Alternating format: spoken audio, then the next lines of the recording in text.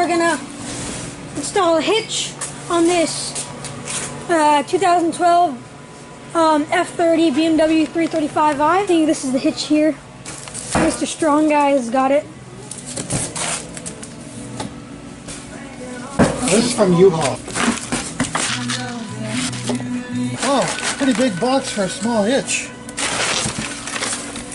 So this comes from, I bought this from U-Haul. It comes with multiple parts. I mean, the same hitch is available under different brands. There's underneath the bumper cover, there's another metal bumper of some sorts. Once you've got the cover on, I think only this square shows. See, it's U-Haul or Draw Tight. Yeah, it says U-Haul. Yeah, and also, yeah. And U-Haul part number is... Oh, here's the piece of paper that says nothing. No, it's in here. Oh, okay. I'm going to jack it up under the differential and raise up the back. Stick this here. A lower profile jack so I can get under that differential. Yeah. I store it on my bench because I got nowhere else to put it. It's a ProMaster low profile aluminum hybrid racing jack. Look out.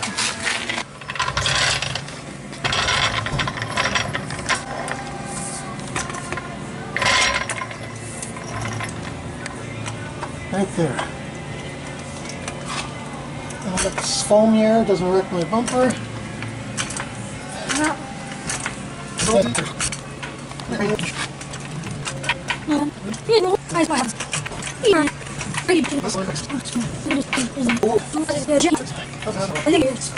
now we gotta get some jack stands. Oh, it should be up there. Right here. There's the jack stand spots.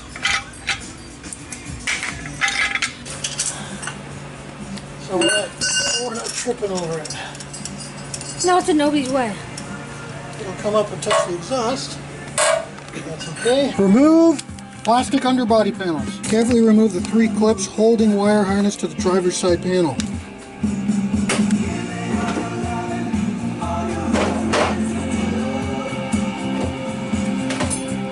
It said first to remove a cover. I think it's missing. I got no cover. Did the other guy just take it off and not put it back on? I don't know. Yeah, because there are empty clips here. Yeah, I don't have this. I really don't. It shows it mounted here, underbody panels. So either they've been removed, or the first year of the F30, which is what this is, never had them. But why would they still have the things on the bumpers? Okay, so we can skip that part. This was a used car, so we can't really Can't know. know for sure. No. They talked about trimming this heat shield. Alright, so we're going to take the signal lights off first. Now bear in mind, I never did this job on this car. That appears to have broken immediately. And these things come out pretty easy. Okay, remove the hex nuts from the taillights and gently pull the taillights rearward. Those two.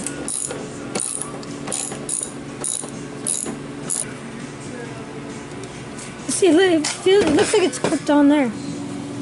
Internet cable. There we go. And then it's around this little loop here. There we go. They're T15 Torx. See where my finger is? Yeah. Rusty screw? Yeah. That's a Torx pick. No! So he's doing that same process on this one. This is next to the right exhaust.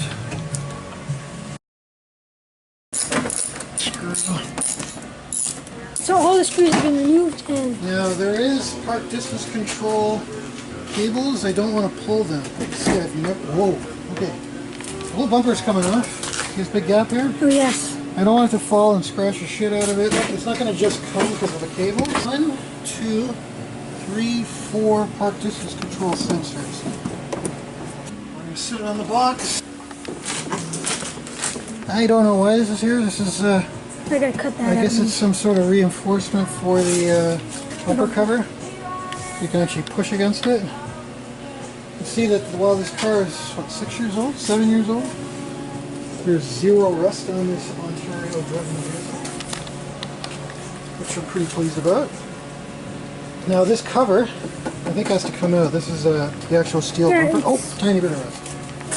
Just a tad. Maybe you should spray that. I'm going to spray it. Oh, so that one? And this one. That one, and then same on the other side. Holy cow. Okay, they're really tight. The thread is painted, so it makes this a little hard coming out.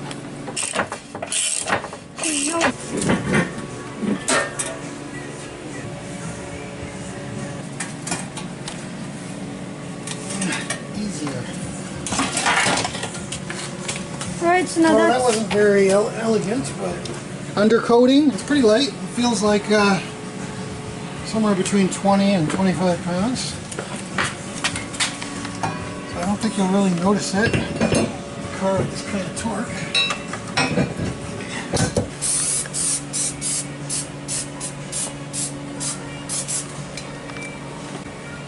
Because, oops, sprayed this wire harness.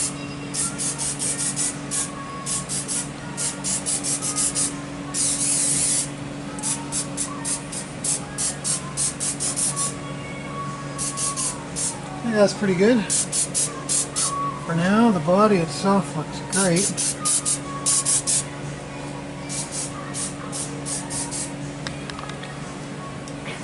So next up is the actual metal bumper. It just gets sandwiched, no washers, nothing, right?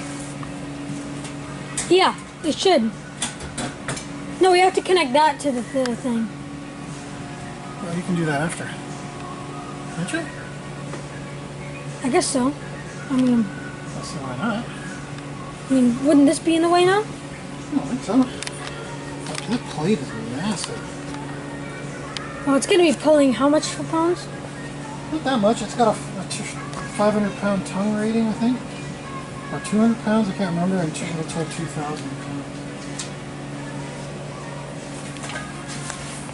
Can't really recall what's the bottom and what's the top here.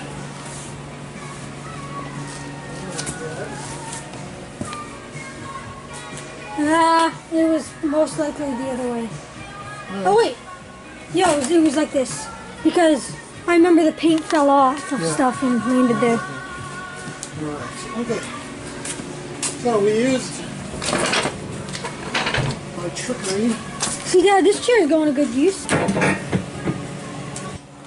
So we have our torque wrench here, and we have to torque it down to 68 foot-pounds.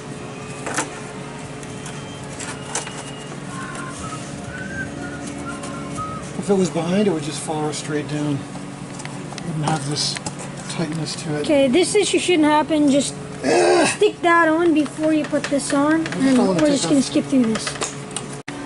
We've hit a little bit of a bump, so we think that because the sensor is literally right here, that it's going to get blocked by this, and it's going to keep popping up. It doesn't appear to work anymore. All right. Whatever you did worked. Okay. I kind of just touched it on the on this. Alright, so it still works, which is insane. Hold the bumper while we plug in the short distance stuff. Yeah. Just didn't click loud as well. If you look here, that rubber piece that goes along there, you can see it's not lined up correctly. That's like malleable, and you have to pull it forwards a bit, and then make sure everything's flush before you pop in the top. Quite flexible. I mean, yeah, you should. Yeah, okay, that's good. Boom! If you want this video to come, we're gonna splice into this wire here for the trailer light. So on there, all you gotta do is just reverse everything you did and put everything back on, and it should be pretty easy. So I hope you guys enjoyed this video. If you did, be sure to leave a like. And I will see you in the next one. Bye, YouTube. Alright, det var det sen när jag snäll. Morgon. You